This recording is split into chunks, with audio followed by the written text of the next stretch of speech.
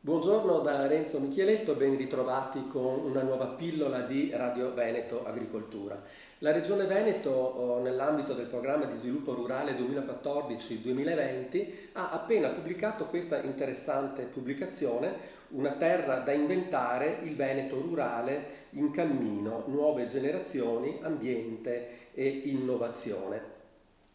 L'autrice, Elisa Cozzarini, che è scrittrice e giornalista, racconta in pratica 10 storie di imprenditori che grazie alle opportunità offerte dal PSR investono soldi, tempo, professionalità in progetti innovativi che mettono sempre in primo piano l'ambiente, l'agricoltura, la ruralità del nostro territorio, il turismo lento anche.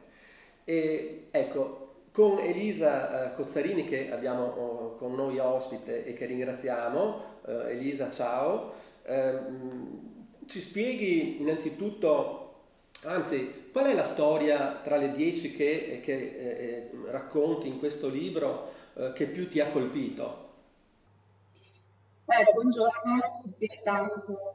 Sicuramente tutte le storie sono interessanti, questo è scontato, ma non lo è davvero, nel senso che io veramente mi sono trovata a raccontare un mosaico molto interessante e a soffermarmi con ciascun imprenditore per diverse ore, devo dire, le interviste. Quindi tutte le storie mi hanno regalato qualcosa. La storia di Valentina Tomezzoli, dell'azienda agricola El Restel della provincia di Verona, mi ha colpito particolarmente per la effervescenza, direi, di questa giovane imprenditrice, figlia di un imprenditore agricolo. Quindi, come dire, nel suo background già c'era questa propensione, insomma, questa conoscenza del mondo rurale. Con una certa impostazione anche un'attenzione all'ambiente e all'elemento tradizionale che c'è nella campagna, ma allo stesso tempo con anche una grande voglia di innovare, e infatti sia il padre sia lei hanno portato grandi cambiamenti e paradossalmente questo però tornando a quelle che erano le risaie di questa zona dove nasce il riso vialonenano, che è buonissimo, non so come altro descriverlo, ecco.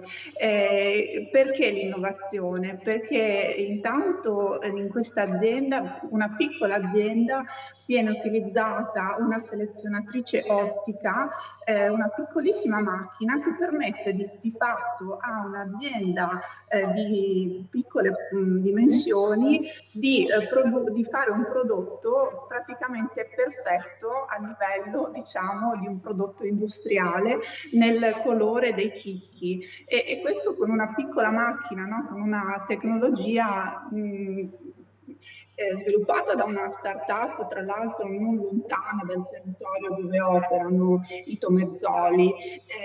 E poi anche nel design questa azienda ha saputo innovarsi perché appunto ha lanciato questo riso in bottiglia. In seguito a una ricerca fatta da Valentina all'università, che si è laureata in design a Milano, e che appunto proprio è andata a vedere quali potevano essere i materiali più sostenibili per arrivare poi alla fine a scoprire che il vetro, quindi il materiale, uno dei materiali classici che si utilizzavano soprattutto, è quello più sostenibile, è quello migliore e che fa anche una migliore figura. Infatti questo riso in bottiglia diventa anche un'idea regalo interessante. Ascolta Elisa, quindi l'innovazione e la sperimentazione sono un po', come dire, il filo conduttore di queste 10 storie. Direi di sì, perché come dire, partiamo da un'idea molto stereotipata, no, della campagna come un mondo bucolico, un mondo tradizionale. E in realtà ho scoperto che in campagna c'è molta innovazione, c'è molta sperimentazione. E perché c'è sperimentazione in campagna? Perché si è anche costretti a un certo punto, dati i cambiamenti climatici che stiamo vivendo, a imparare a risparmiare acqua, per esempio, no?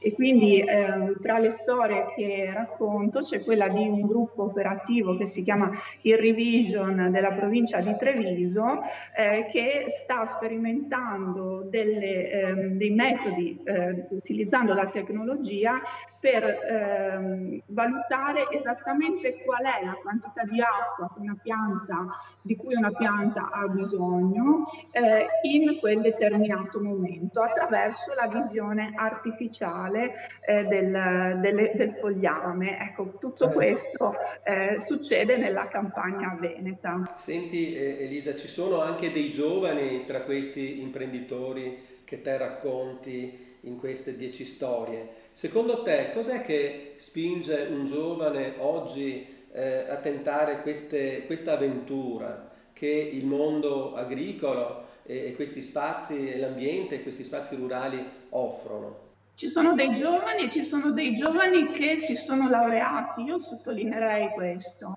Sono giovani formati che appunto per quello che dicevo prima, cioè la necessità di guardare all'agricoltura con uno sguardo nuovo e con uno sguardo anche attento alle problematiche attuali, hanno bisogno di una certa formazione. Quindi c'è la necessità di un cambio culturale, che non è solamente dei giovani, ci sono imprenditori anche più avanti con gli anni che comprendono questa necessità, ma chiaramente nei giovani c'è questa maggiore propensione. E quello che ho notato in queste interviste è che chi magari anche aveva intrapreso una strada di ricerca accademica sceglie di mettersi in gioco nella propria terra perché ha bisogno di concretezza, ha bisogno di vedere quelle sue conoscenze proprio applicate alla terra, ecco, applicate alla sua terra, e questo dà molta soddisfazione.